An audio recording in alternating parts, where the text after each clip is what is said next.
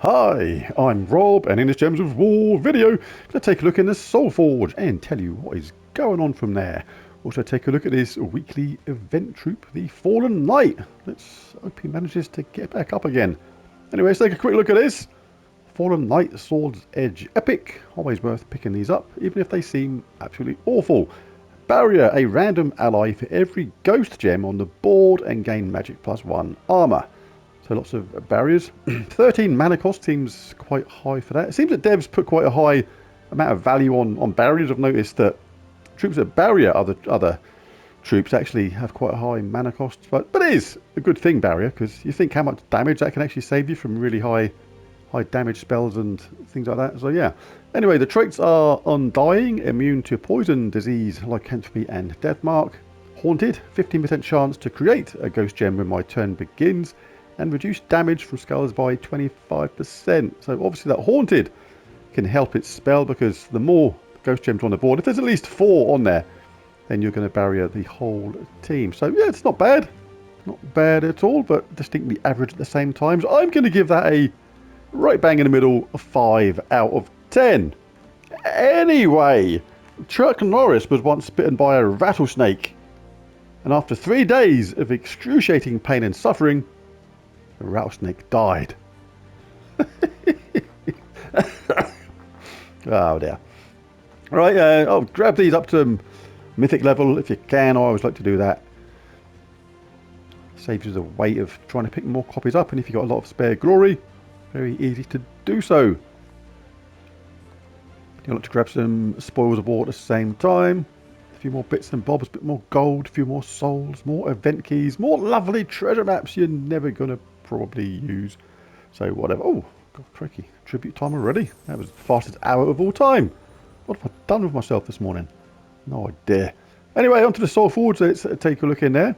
Going to start with the weapons first. I'm not going to go over all these ones that are here all the time. They're in my Soulforge extra video. I'll put a link to that in the description below. Right, what do we have first? We have the Edged Blade. Always handy to have an Edged Blade, because if it wasn't edged, it wouldn't be much of a blade, would it? Anyway, I digress. Deal magic-based damage to an enemy boosted by Sword's Edge allies. What was that tricky to say? Then create a mix of 6 blue and yellow gems for each Sword's Edge ally. 14 mana cost using green and brown, but creates blue and yellow. So make sure you got at least a couple of Sword's Edge allies in your team that use blue and yellow to make use of all that mana. Otherwise you're creating it just for fun, and there's no point in that. Cane Sword.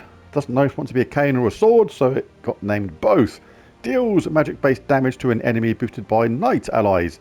Then create a mix of 6 blue and red gems for each knight ally. So similar to the last weapon, but this creates blue and red. Needs purple and brown to get it charged. So same deal as before. Make sure you've got at least a couple of knights that use blue and red to make use of that mana. Shield of the Edge.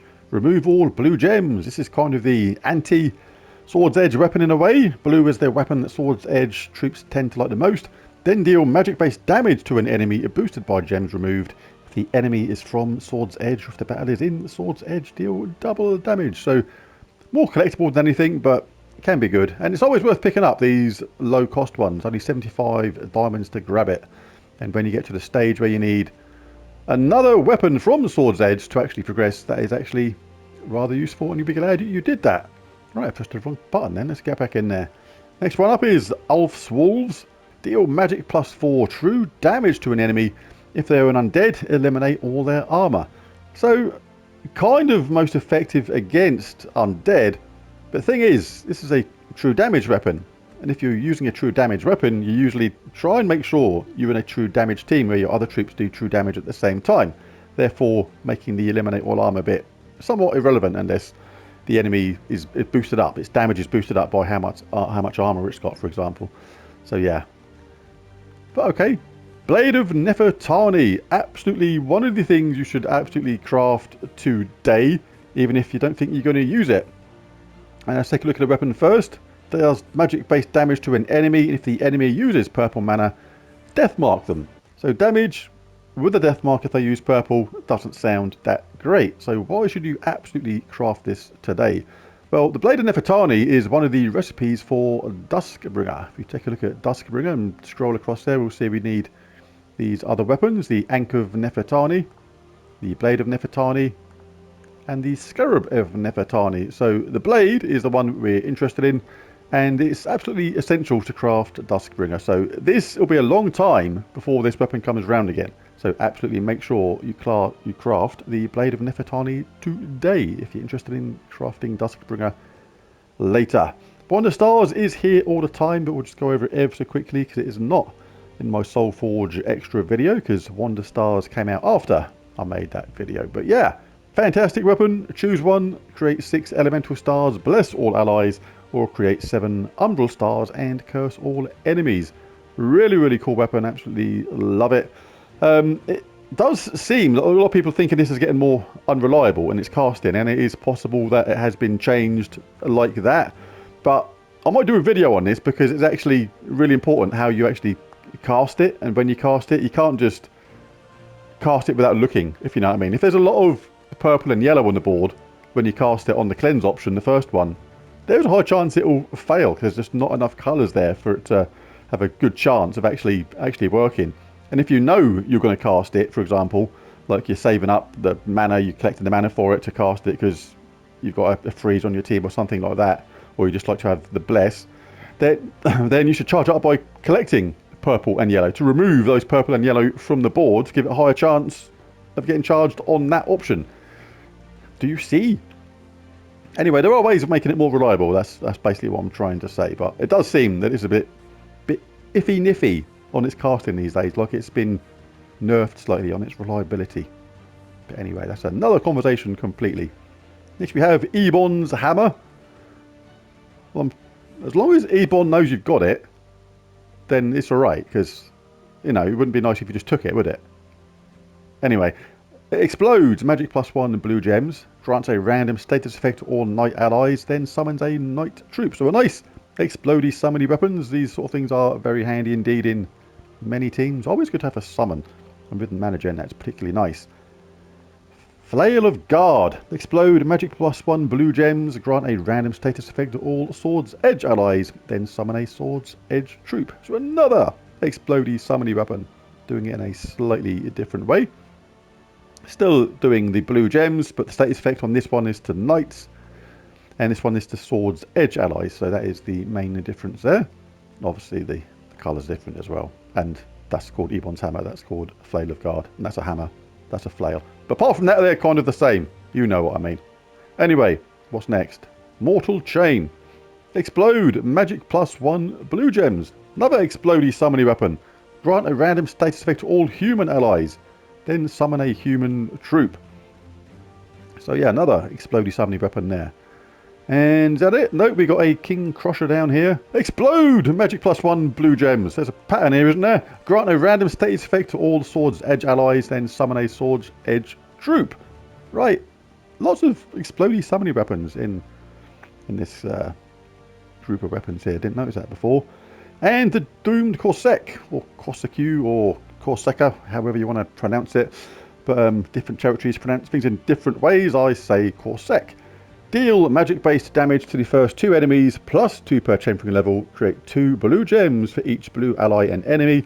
And if the enemy has a doom, gain a random status effect. So don't craft it from here. Craft it from the Tower of Doom event shop, because you can get it from there. And you're going to want to go to those tiers anyway to help out your guild in this event. And basically, it makes it almost free from the Tower of Doom shop. Don't get it from here. Do not get it from here. But yeah, make sure today you get the Doomed Corsac from the Tower of Doom shop. Absolutely make sure that you craft, where's it gone? The Blade of Nefertari, regardless of if you think you're going to use it or not. So yeah, so no absolutely essential weapons here, but it is important if you're in this game for the long run, then to craft the Blade of Nefertari. And yeah, some of those explodey summony weapons are nice as well. All good. Right, let's pop over to the troops.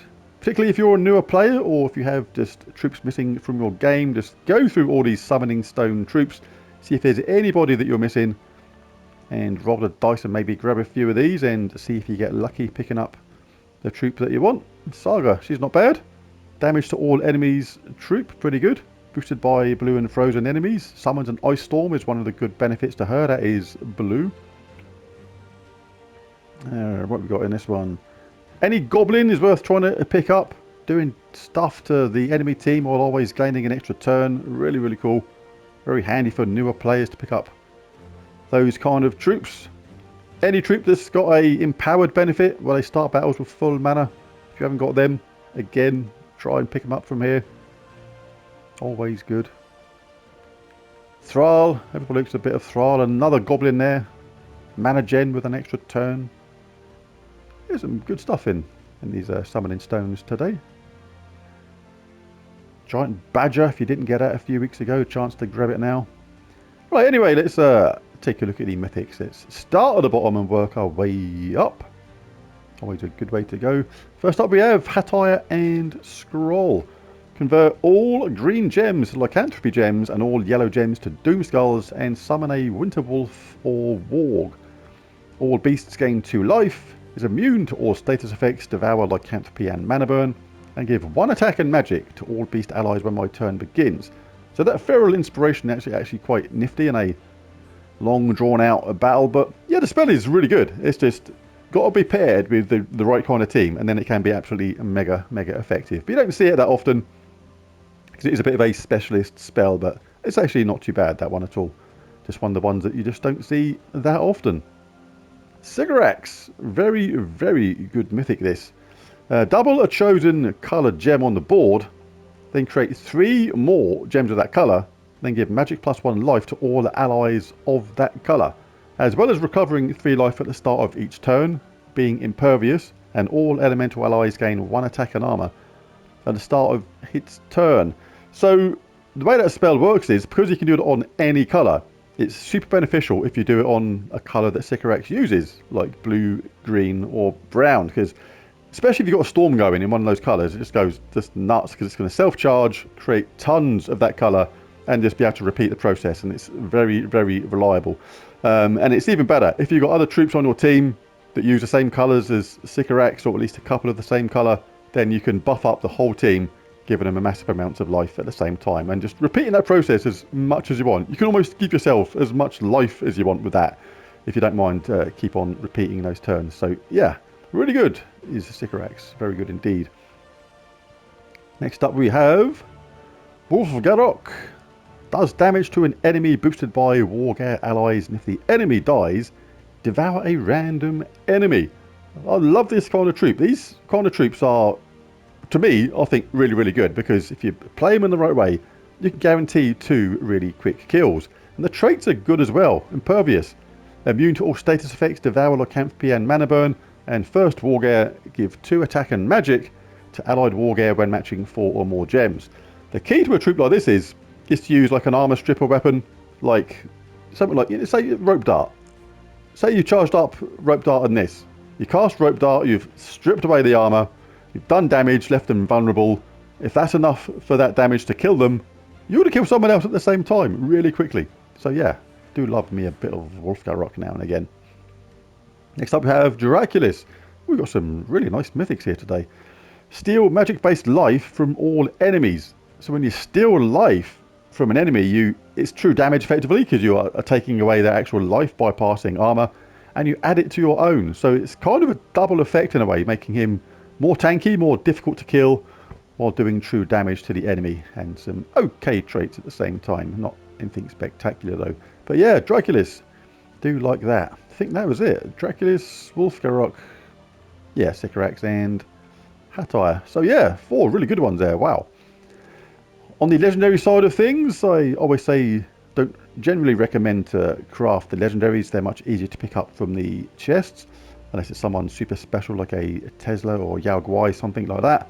But we have Zenith, creates 5 Doom Skulls boosted by evil gargoyle gems. The traits are okay, reduce damage from skulls by 50%, and create a evil gargoyle gem when matching 4 or more gems. We have Magnus. Damage to all enemies, magic +1, boosted by diseased and poisoned enemies, then disease and poison all enemies. So as soon as you cast that twice, you're automatically going to do a lot more damage unless the enemy got cleansed really quickly. Impervious is always nice to have. And Experiment. Inflict a random status effect on an enemy on 4 or 5 gem matches. So he's not bad either. Really nice to have those damage to all troops.